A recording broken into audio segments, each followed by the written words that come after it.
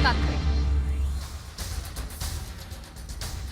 और एक और बड़ी खबर आपको बता दें, नाटो और ईयू पर भड़के जेलेंस्की। नाटो समिट से निराशा हाथ लगी है। जेलेंस्की का साफ तौर पर कहने के देखिए, नाटो का ये जो समिट हुआ इससे बेहद निराशा हाथ लगी है।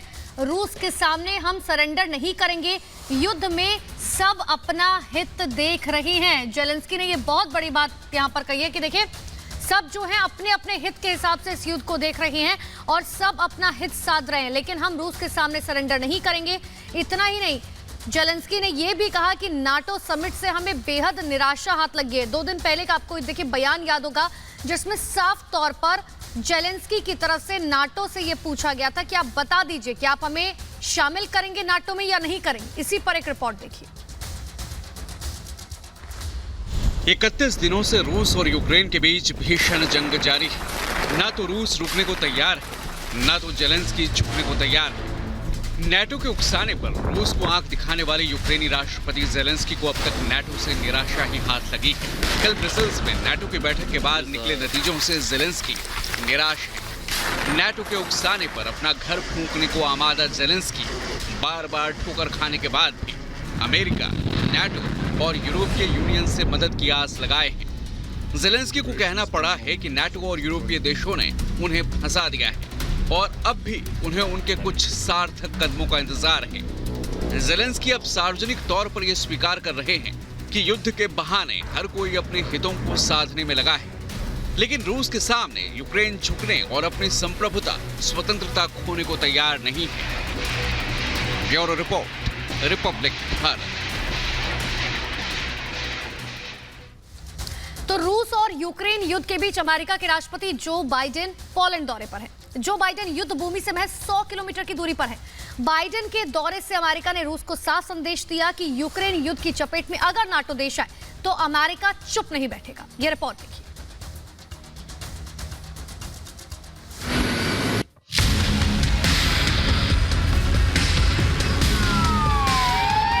अमेरिकी राष्ट्रपति जो बाइडेन जंग के मुहाने पर पहुंच चुके हैं। मुहाना इसलिए कि वो इस वक्त जिस जगह मौजूद है वो यूक्रेन सीमा के एकदम करीब है, जहां पर रूस लगातार बारूद बरसा रहा है।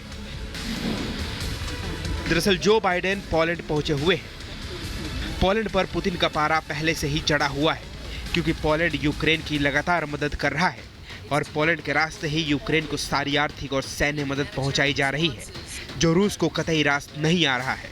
अब खुद बाइडेन पोलैंड आ पहुंचे हैं। ऐसे में पुतिन की अगली प्रतिक्रिया क्या होगी, ये देखना बेहद दिलचस्प होगा। रूस और यूक्रेन के बीच जंग जारी है। इस दौर में जो बाइडेन यूक्रेन की सीमा से लगे पोलैंड पहुंचे और अमेरिकी सैनिकों से मुलाकात की, बात की और उनका मनोबल बढ़ाया। बाइडेन ने पोलैंड में अमेरिकी सेना के 82वें एयरबोर्न डिवीजन के सदस्यों से भी मुलाकात की, जो पोलिश सैनिकों के साथ जुटे हुए हैं। बाइडेन दक्षिणी पूर्वी पोलैंड के सबसे बड़े शहर रेज़ोव के हवाई अड्डे पर पहुंचे, जहां से यूक्रेन की सीमा मात्र 1 घंटे की दूरी पर है। बाइडेन पर अब सबकी नजर टिकी हुई है कि वो यूक्रेन को लेकर क्या ऐलान करने वाले हैं। इससे पहले ब्रसेल्स में बाइडेन ने गुरुवार को यूक्रेन युद्ध के मसले पर नाटो, G7 और EU की एक के बाद एक बैठकें की। फिलहाल बाइडेन पर पुतिन का पारा गर्म है। ऐसे में अब तल्खी और बढ़ सकती है। Bureau report, Republic Bharat.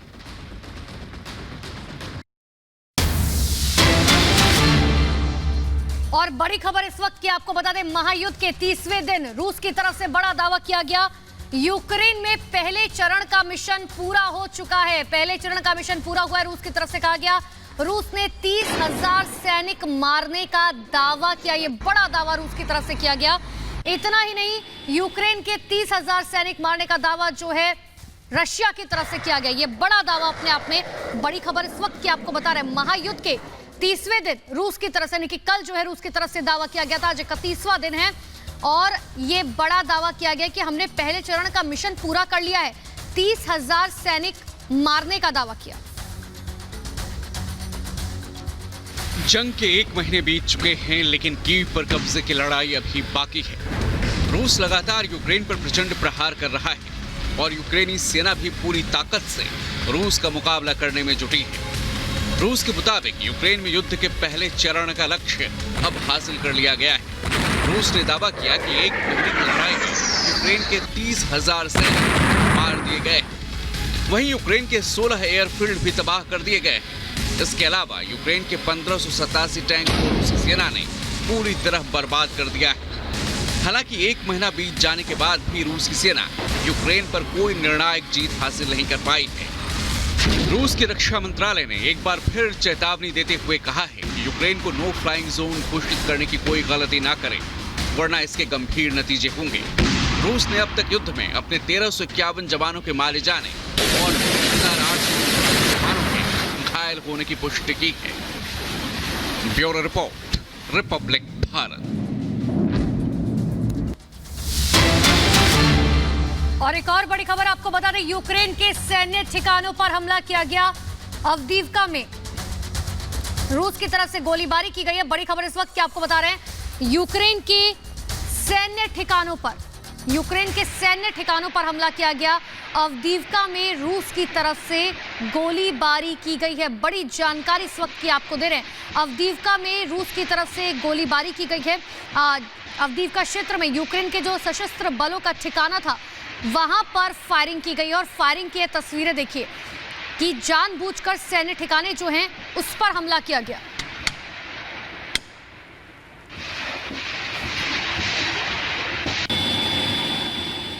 और अब बढ़ते आगे, यूक्रेन पर इस्कंदर मिसाइल से हमला किया गया। जो जानकारी अब तक निकलकर सामने आ रही है कि देखिए, रूसी रक्षा मंत्रालय ने एक वीडियो जारी किया गया है जिसमें यह बताया गया कि देखिए, इस्कंदर मिसाइल से जो है हमला किया गया है। यूक्रेन में सैन्य ऑपरेशन के दौरान इस्कंदर मिसाइल से हमला किया गया। ये बड़ी जानकारी इस वक्त की आपको दे रहे हैं, जहां पर यूक्रेन पर इस्कंदर मिसाइल से हमला किया गया। रूसी रक्षा मंत्रालय ने इसका एक वीडियो जारी किया है और यूक्रेन में सैन्य ऑपरेशन के दौरान इस्कंदर मिसाइल से, ये देखिए इस्कंदर मिसाइल की तस्वीर आपको दिखा रहे हैं, इस्कंदर मिसाइल से हमला किया गया, जो अपने आप में बेहद घातक मिसाइल है।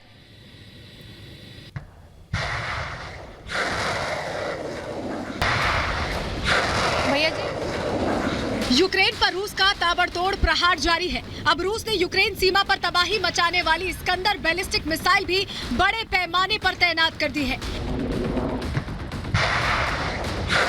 कम दूरी तक मार करने वाली ये इस्कंदर मिसाइलें यूक्रेन की सीमा के पास देखी गई हैं। रूसी रक्षा मंत्रालय ने इस्कंदर मिसाइलों का वीडियो जारी किया है। इससे पहले इस्कंदर मिसाइलों के रेल बोगियों में जाने का वीडियो सोशल मीडिया पर शेयर किया जा रहा था। तो वहीं यूक्रेनी रक्षा मंत्रालय का खुफिया आकलन है कि रूस ने कम से कम 36 इस्कंदर लॉन्चर को सीमा पर तैनात किया है। ये मिसाइलें मॉस्को से कुछ ही दूरी पर स्थित कलुगा में लाई गई हैं।